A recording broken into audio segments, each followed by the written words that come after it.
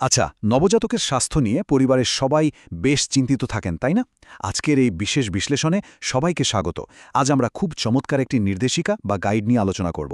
যারা নতুন মা-বাবা হয়েছেন বা পরিবারের ছোট্ট কোনো অতিথি এসেছে, তাদের জন্য এই আলোচনাটি আক্ষরিক অর্থে একটা গেম চেঞ্জার হতে পারে। চলুন, মায়ের বুকের দুধের রং এবং শিশুর স্বাস্থ্যের জরুরি কিছু বিষয় কিভাবে খুব সহজেই ডিকোড বা পাঠোদ্ধার করা যায় তা নিয়ে কথা বলা যাক।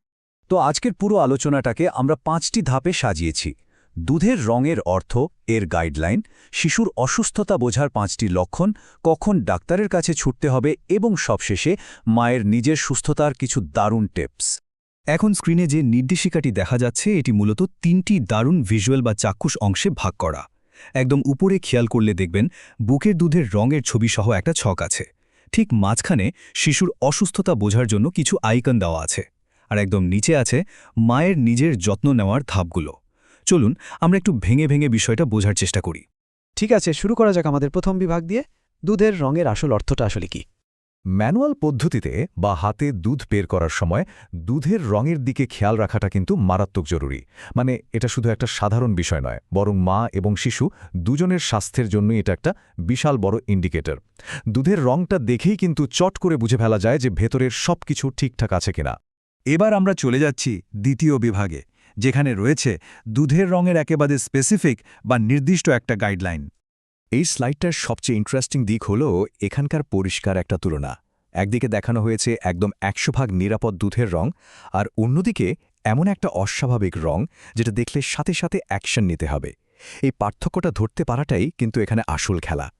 প্রথমত, স্বচ্ছ বা সাদা রঙের দুধ। এটা একেবারে নর্মাল, শিশুর জন্য সুপার হেলদি, আর এটা নিয়ে দুশ্চিন্তা করার লজিক্যালি কোনো কারণই নেই। অন্যদিকে হলুদ দুধ দেখে কিন্তু অনেকেই বেশ ঘাবড়ে যান, ভাবেন কোনো সমস্যা হলো না তো। আসলে এই হলুদ দুধটা হলো কোলোস্ট্রাম বা শাল দুধ। এটা তো আক্ষরিক অর্থে পুষ্টির একটা পাওয়ার হাউস।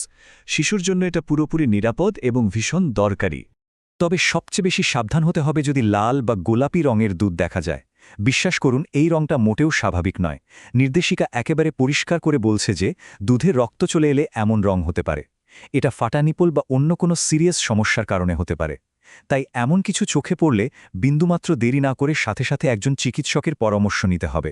নো ওয়ে, এটা ফেলে রাখা যাবে না। মায়ের স্বাস্থ্য থেকে এবার আমরা ফোকাস করব শিশুর স্বাস্থ্যে। আমাদের তৃতীয় বিভাগ, শিশুর অসুস্থতা বোঝার 5টি প্রধান লক্ষণ। এই নির্দেশিকায় কিন্তু দারুণ কিছু আইকন ব্যবহার করে এই লক্ষণগুলো বোঝানো হয়েছে। যেমন ধরুন, পানির ফোঁটার আইকনটা দিয়ে বোঝানো হয়েছে ঘন ঘন পাতলা পায়খানা, যা শরীরকে মারাত্মকভাবে পানি শূন্য করে ফেলতে পারে। এরপর মুখে সাদা দাগ বা থ্রাশ হলে শিশুর খেতে খুব কষ্ট হয়। কান্নারত শিশুর ছুরিটা জানান দিচ্ছে যে যদি শিশু অকারণে অনেক বেশি কাঁদে বা খিটখিটে হয়ে যায়, তবে সেটাও একটা অ্যালার্মিং সাইন। বোতলের উপর ক্রস চিহ্নটার মানে হল শিশু যদি হঠাৎ করে খাওয়া কমিয়ে দেয় বা খেতে না চায়। আর শেষে থার্মোমিটারের ছবিটা একেবারে সরাসরি জ্বর বা অস্বাভাবিক ক্লান্তিকে নির্দেশ করছে। এই 5টি লক্ষণকে সবসময় রাডারে রাখতে হবে। লক্ষণগুলো তো চেনা হলো, এবার আমাদের চতুর্থ বিভাগ, সতর্কতা এবং এই পুরো প্রক্রিয়ায় ডাক্তারের ভূমিকা ঠিক কতটা। দেখুন, লক্ষণগুলো চেনাটাই কিন্তু শেষ কথা নয়। সঠিক সময়ে প্রফেশনাল হেল্প নেওয়াটাও সমান জরুরি। প্রাথমিক পর্যায়ে যদি চিকিৎসা শুরু করা যায়, তাহলে অনেক বড় বড় বিপদ বা জটিলতা অনায়াসেই ঠেকিয়ে দেওয়া যায়। ডাক্তাররাই আসলে গোড়া থেকে সমস্যাটা ধরতে পারেন, আর এর ফলে শিশুও সেফ থাকে। দিন শেষে আমাদের সবার চূড়ান্ত লক্ষ্য তো একটাই, তাই না? সুস্থ মা, সুস্থ শিশু এবং একটি সুখী পরিবার। আর এই স্লাইডটিতে পুরো নির্দেশিকার সবচেয়ে পাওয়ারফুল মেসেজটা দেওয়া আছে।